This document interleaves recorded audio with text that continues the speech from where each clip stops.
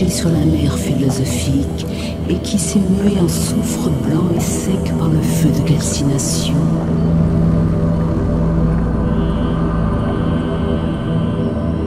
Brûlé par l'huile de Saturne, qui est le loup affamé et dévorant, lequel engloutit le corps et le restitue amélioré, et maintenant le signe rôti, le maire royal.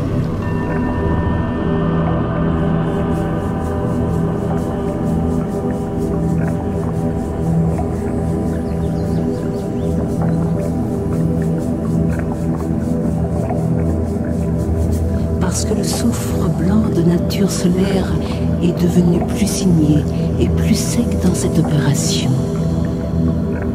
Il donnera naissance au phénix qui se consumera au feu.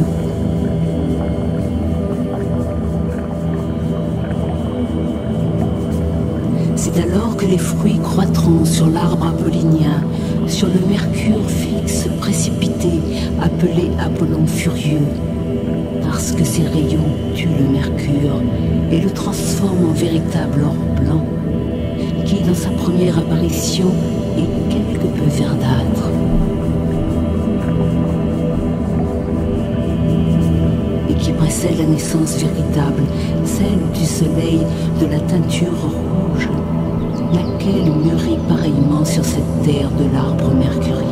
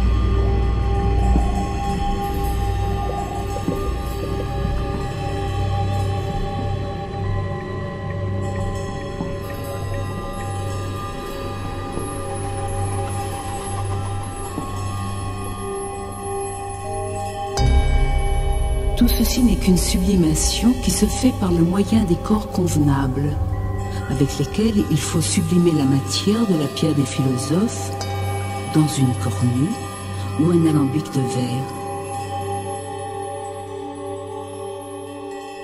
Mais il faut calciner la matière auparavant, car sans cette calcination, il n'y a point de dissolution à espérer. Toutes ces opérations sont philosophiques et diffèrent totalement des opérations vulgaires, quoiqu'elles paraissent être de la même nature et s'accorder ensemble.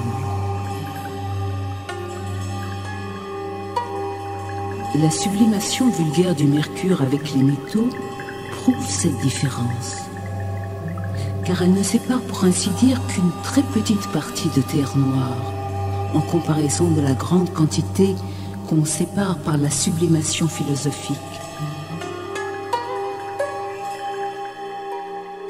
L'on continuerait cette opération pendant une année entière, qu'on n'en séparerait pas plus de scories, si l'on n'a pas les moyens que nous employons dans notre magistère, parce qu'il faut un médiateur subtil, qui ait la vertu de séparer toutes les scories nuisibles.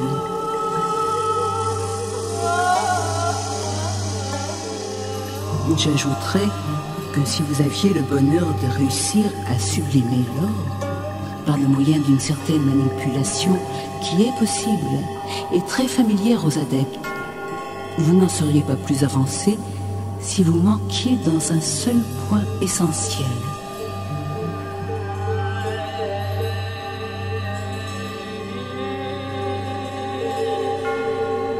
Pour réussir, il faut avant toute chose connaître le feu pur, minéral et métallique, pour purifier le mercure de toutes ses parties arsenicales, terrestres et sulfureuses.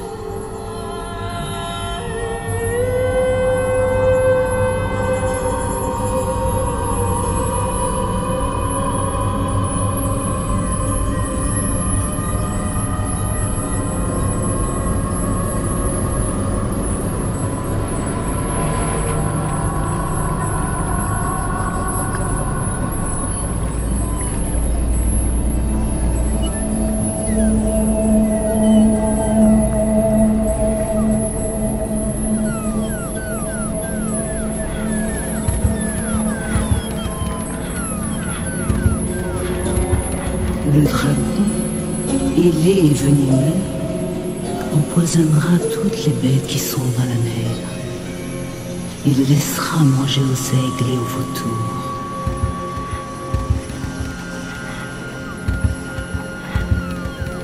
Le dragon ne pardonnera qu'à les licornes marines. Ensuite, Saturne parcourra le rivage de la mer et tuera toutes les bêtes qu'il rencontrera sur son territoire et les jettera dans le Tartare.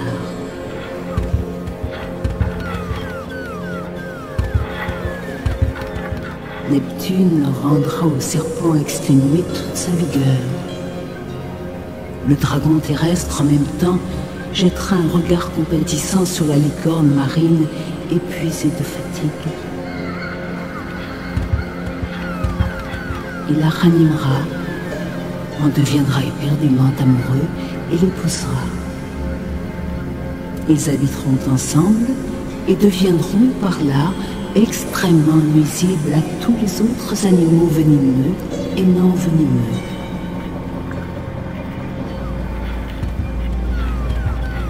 Quand le dragon aura habité 2 fois avec la licorne marine, elle mourra et exhalera une puanteur si forte qu'en très peu de temps le dragon terrestre mourra aussi. Peu de temps après, il s'élèvera une horrible tempête dans l'air. Cette tempête sera causée par les mauvaises vapeurs du soufre qui s'élèveront et occasionneront un feu naturel en l'air. Ce feu naturel se mêlera avec le feu de notre nature. Ce mélange fera un bruit épouvantable. L'air sera rempli de vapeur, le soleil et la lune en seront obscurcis. L'éclipse durera jusqu'à ce que la pleine lune aura fait tomber une pluie abondante. Mercure fera la paix, la publiera et l'affichera aux portes du ciel.